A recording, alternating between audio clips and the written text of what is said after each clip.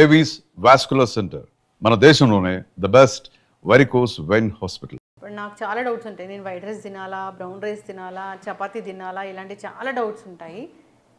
ఎలాంటి health issues లేవన్నప్పుడు ఏ rice తినాలి? రైసా? రైస్ అంటే బ్రౌన్ రైస్ బెస్ట్ అమ్మా ప్రపంచంలో. అన్నిటికంటే బ్రౌన్ రైస్లో అందులో రకాలు ఉన్నాయి అమ్మా. బియ్యంలో దాదాపు నాకు తెలిసి నేనే చూసాను 1000 రకాలు ఉన్నాయి.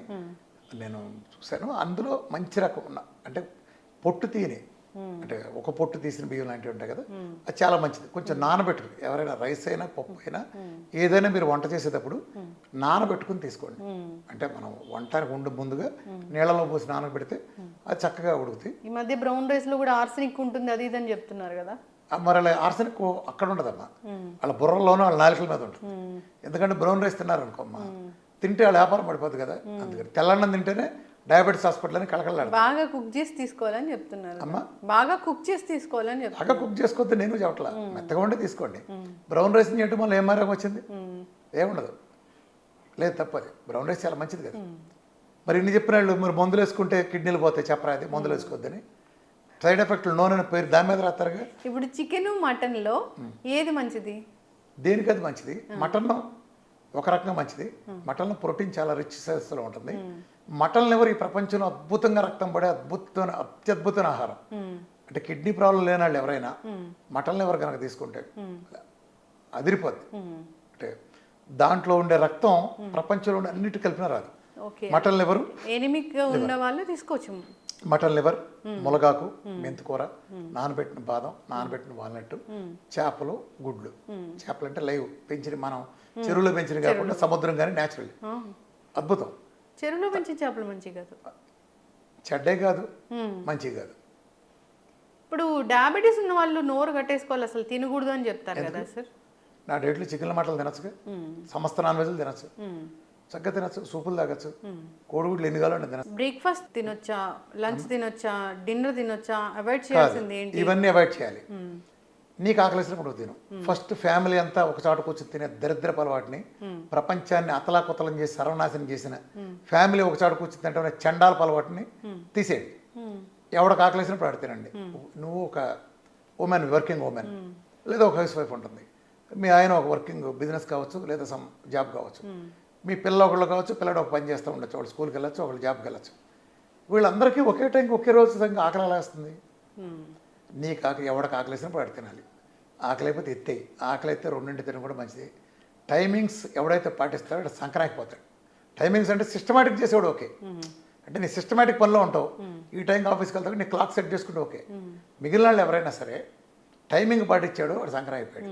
టైమింగ్ అంటే ఏంటి? డిసిప్లిన్ లేనట్టు టైమింగ్ ఉండదు.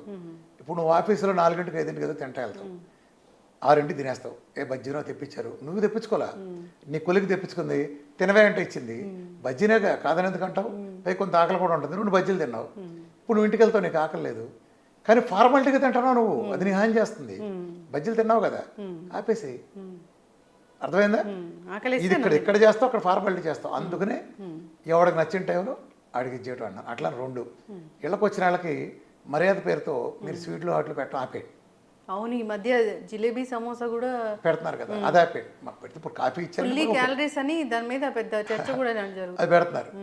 ఇప్పుడు ఆడు తినొస్తాడు ఆల్రెడీ, నువ్వు పెడితే సస్తే కాదంట, ఇంకా పెడితే బాగుండని కూడా అనుకుంటాడు. వెళ్తే నువ్వు తింటానికి కదా వచ్చింది అంటే అది హాని చేస్తుంది. అట్లనే రెస్టారెంట్లోకి వెళ్తే వదిలేటి నేర్చుకోండి. అన్నం పరమ బ్రహ్మస్వరూపం కాదు, పరమ దెయ్యం స్వరూపం. మీరు హోటల్ బిర్యానీకి వెళ్ళారు, ఆర్డర్ ఇచ్చారు, అది ఎదిరిపోయి ఉంది, 600 రూపాయలు తీసుకున్నాడు, ఎంత ఉంది, పావంత తినగానే కడుపు నిండిపోయింది, లేచిపోండి అక్కడి నుంచి. మీరు 600 గుర్తు తెచ్చుకుని ఆఖరి మెత్తుకొని నాకారు, సచ్చారు, మళ్ళీ ప్యాక్ చేయించుకుని వచ్చి మళ్ళీ రేపు పొద్దున్నే అయిపోద్ది. రేపు ప్యాక్ చేయించుకుని అది పోకుండా చేశారో సచ్చారు. వదిలేయండి, వదిలేస్తే నెక్స్ట్ టైం తింటానికి ఉంటుంది. ఎప్పుడైతే ఆకలి ఆగిపోయిందో ఆపేయండి. నేను గోల్డెన్ రూల్ చెప్పాను కదా, 10 ఏళ్ళ నుంచి ప్రచారం చేసుకెళ్ళాను రాష్ట్రంలో. ఆకలి వేసినప్పుడు, నిజం ఆకలి వేసినప్పుడు మాత్రమే తినండి, దొంగ ఆకలి కాదు. ఆకలి లేదు, ఆకలి తీరే వరకు తినండి, మళ్ళీ ఆకలి వేసే వరకు ఏమనుకోమాక అంతే. యాక్చువల్గా ఎవ్రీ హ్యూమన్, ఈవెన్ వర్కింగ్లో కూడా, నువ్వైనా నేనైనా ఎవరికైనా 2 meal is more than enough. పొద్దున పూట తినేది వీలైనంత లేట్గా తినండి, రాత్రిపూట తినేది వీలైనంత ఎర్లీగా తినండి. ఇదేదో పొద్దున పూట తినేది వీలైనంత లేట్ కంటే బ్రేక్ఫాస్ట్ స్కిప్ చేయమంటున్నారు. నేను అసలు బ్రేక్ఫాస్ట్ అని పేరు పెట్టమాకంట. బ్రేక్ఫాస్ట్ అంటే ఏంటి? To breaking the fast. అది నువ్వు మధ్యాహ్నం 3 చేస్తే అదే బ్రేక్ఫాస్ట్. కానీ అంత నైట్ అంతా ఏం తినకుండా ఉండి మళ్ళీ లేట్గా తింటే ఎస్డిటీలు అలాంటివి వస్తాయి కదా. ఎసిడిటీలు వచ్చేది ఈ తినేవాళ్ళకి, తిన్నదరక్క ఉన్న తరగచ్చలేక. బాడీలో ఆర్గాన్స్ ఎప్పుడైతే రెస్ట్ తీసుకుంటాయో ఒకటే కాదు కదా, నువ్వు రాత్రిపూట నిద్రపోతున్నావు, పోతా పోతే ఇంత మేత మెక్కి పడుకున్నావు, శుభ్రంగా బిర్యానీ రాత్రి 2-12 బిర్యానీ తిని శుభ్రంగా తినొచ్చి పడుకున్నావు. అది నువ్వు అయిపోయింది ప్రాసెస్ లోపల బిగిను ప్యాంక్రాస్లు, కిడ్నీలు, లివర్లో నా సాధారణంగా కుమ్మి 5-6 గంటలు కష్టపడతాయి. అందుకే రాత్రిపూట లేటుగా తిని పడుకున్నాడికి ఏం జరుగుతుంది తెలుసా, పొద్దున్నే లేవగానే వాడికి బద్ధకంగా ఉంటుంది, ఇంకా మంచం మీద వాలిపోవాలని, ఇవాళ ఆఫీస్కి వెళ్ళాలా, ఒక పావుగంట పుడుకుని వెళ్దామని, రోజంతా ఆఫీస్లో కూడా డల్గా ఉంటాడు. ఎందుకని? ఆడు అర్ధరాత్రి తిన్నాడు. వాడు కొన్ని ఆర్గాన్స్ మాత్రమే 4 గంటలు రెస్ట్ తీసుకున్నాయి, కొన్ని ఆర్గాన్స్ 8 గంటలు తీసుకున్నాయి, కొన్ని ఆర్గాన్స్ 4 గంటలకే టైం దొరికింది. సో అదే నువ్వు ఎర్లీగా తినున్నావు, అరిగిన తర్వాత 3-4 గంటలు పడుకున్నావు అనుకో, మిగిలిన అన్ని ఆర్గాన్లు 8 గంటలు రెస్ట్ తీసుకున్నావు, 7 గంటలు సంథింగ్ వాట్ ఎవర్. అప్పుడు ప్రశాంతంగా పొద్దున్న లేస్తాడు. ఈ తేడా మీరు ఎవరైనా గమనించవచ్చు. సో మీకు ఆకలేసినప్పుడు తినండి. అమ్మ, బాబు, కొడుకు, పెళ్ళం, కొత్తగా పైన పెళ్ళం ఏం లేదు, ఎవడికి నచ్చింది తినండి, ఎవడికి నచ్చింది వాడు మితంగా తీసుకోండి, అంతే. ఇప్పుడు ఇమ్యూనిటీ లేదు, మాకు అనారోగ్య సమస్యలు వస్తున్నాయి ప్రతి సీజన్ మారినప్పుడు అంటున్నారు. అలాంటప్పుడు ఇమ్యూనిటీ పెంచుకోవాలంటే అసలు ఏం చేయాలి? ఫస్ట్ ఆయిల్ చేంజ్ చేయాలి. ఒకటి నేచురల్ ఆయిల్స్కి రండి, కోకోనట్ ఉత్తమం, కుదరకపోతే మిగిలిన నేచురల్ ఆయిల్స్కి వెళ్ళండి. 2 ఉప్పు మార్చేయండి, ప్రకృతి ఇచ్చిన ఉప్పులు రండి. 3 కారం కొంపలోంచి కంప్లీట్ ఎత్తేయండి. కారం అంతా మొత్తం దాదాపు 40-70 లేయర్లు కొట్టిన పురుగు మందులు కొట్టిన అక్కడ లేయర్ గాలిలో ఆవిరైపోయింది. పండుమిరపకాయ అయితే ఆ పండుమిరపకాయని ఏమాత్రం ఎండలో పెట్టకుండా, క్లీనింగ్ లేకుండా ఇలా ప్రాసెస్ ఉంది కాబట్టి తీసేయండి. పాలు కొత్త కల్తీ పాలు ఉన్నాయి మార్కెట్లో, ప్యాకెట్ పాలలో, పాత పాలు కాదు, అసలు పాలు కూడా హ్యూమన్స్ కాదు. గేదె ఇచ్చే పాలు గేదె దూడ కోసం వస్తుంది, ఆవు ఇచ్చే పాలు ఆవు దూడ కోసం వస్తుంది. మన తల్లి ఇచ్చిన పాలే పాలు. మిల్క్ ఈజ్ నాట్ ఫర్ మమ్మాల్స్, మమ్మాల్లో మనకుండే వాళ్ళకి కాదు, ఎవరి తల్లి వాళ్ళకి ఇస్తుంది. ఆ వీనింగ్ పీరియడ్ వరకు తాగటమే. ఆ తర్వాత పాలు అనేవి మనిషికి జస్ట్ ఓ టేస్ట్కో దేనికో తప్ప ఎలాంటి ఉపయోగం లేవు. గేదె పాలు ఇచ్చేది గేదె దూడ కోసం, అర్థమైందా? మనిషి పాలు మనిషి కోసం. సో పాలు లేదు, పాల పదార్థాలు అద్భుతమైన, పాలు కాదు పాల పదార్థాలు మంచివి. ఇప్పుడు పచ్చి కొబ్బరికాయ కంటే కొబ్బరి నూనె ఎగలాక ఎంత ఔషధంగా మారుతుంది, అది ఔషధంగా మారటానికి ప్రాసెస్లు ఉంటాయి కదా, ఆ ప్రాసెస్ని బట్టి మారుతుంది. అలాగే పాల కంటే పాల పదార్థాలు అద్భుతమైన, అది తీసుకోండి. ఇంకో ముఖ్యమైన విషయం, ఆడాళ్ళైనా మగాళ్ళైనా, ఆడాళ్ళు అయితే రోజుకు 4.5 లీటర్ల నీళ్ళు, మగాళ్ళు అయితే 5 లీటర్ల నీళ్ళు తాగటం చేయండి. అది కూడా సిస్టమేటిక్గా, not more than 300 ml at a time. అర్థమైందా? Not more than 300 ml at a time. డైట్లో ఉంటే నేను 45 నిమిషాలకు ఒకసారి 300 ml చొప్పున 17 టైమ్స్ ఇస్తాను. డైట్లో లేకుండా నార్మల్గా, ఈవెన్ ఇప్పుడు నువ్వు డైట్లో లేవు, నువ్వు గంటకు ఒకసారి మస్ట్ అండ్ షుడ్గా 300 ml తీసుకోవాలి every 1 అవర్కి, 15 to 16 times A day. అలానే ఎండలో కూర్చుంటా. డి విటమిన్ 100 పైన ఉండేది చూసుకోండి. డి విటమిన్ కాదు, డి విటమిన్ ఇస్ హార్మోన్. ఇది పక్కా కాలీఫ్లవర్, పెద్ద కుంభకోణం. వీఆర్కి ఎక్స్క్లూజివ్ డి విటమిన్ కుంభకోణం నా వీడియో చూస్తే భారతదేశం ఎవరికి ఉండదు. ఎందుకని? వీళ్ళు సబ్బెట్టి స్నానం చేస్తారు కాబట్టి. అవును, మనం సబ్బులెట్టి స్నానం చేస్తాం కాబట్టి సబ్బుకున్న కెమికల్ శుభ్రంగా ఉంటుంది కదా. చర్మం మనం భలే వాసన వచ్చేవరా పలానా సబ్బు వాడితే అంటాం. ఆ వాసన, ఆ కెమికల్, సబ్బుకుండే కెమికల్ వాసన అది చర్మం మీద ఉంటుంది. నిజానికి చర్మం శుభ్రం కాదు. ఈ లేయర్ అడ్డం పట్టడం వలన మన శరీరం ప్రోబయోటిక్స్ అనే ప్రతి చోట ఉంటాయి. ఆ ప్రోబయోటిక్స్ ఉండబట్టి మన సూర్యుడు ఇచ్చే టైప్ బి యూరేస్ని తీసుకున్నాయంటే చర్మం పొట్టలోని స్టమకే కాదు, శరీరంలో ప్రతి చోట ఉంటాయి. చర్మకుండే ప్రోబయోటిక్స్ సవ్యంగా పనిచేయట్లే. సెబాషియస్ గ్లాండ్స్ కూడా దెబ్బతింటి వీటి వలన. అందుకని చర్మం కాంతి విహానం అవుతుంది.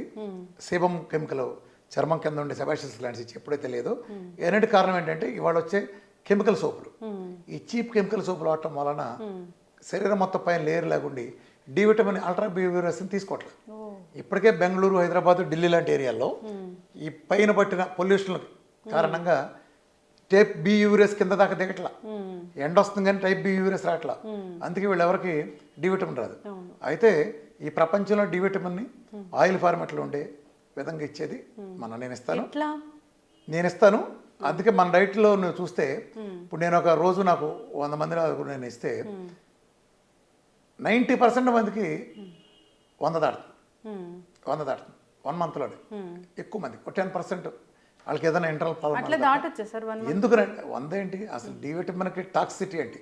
పచ్చి మోసం, అబద్ధం. డి విటమిన్ టాక్సిసిటీ అని ఎవడన్నా మాట్లాడంటే వాడు పెద్ద మోసగాడు. ప్రపంచ చరిత్రలో ఇంతవరకు డి విటమిన్ టాక్సిసిటీ అనేది లేదు.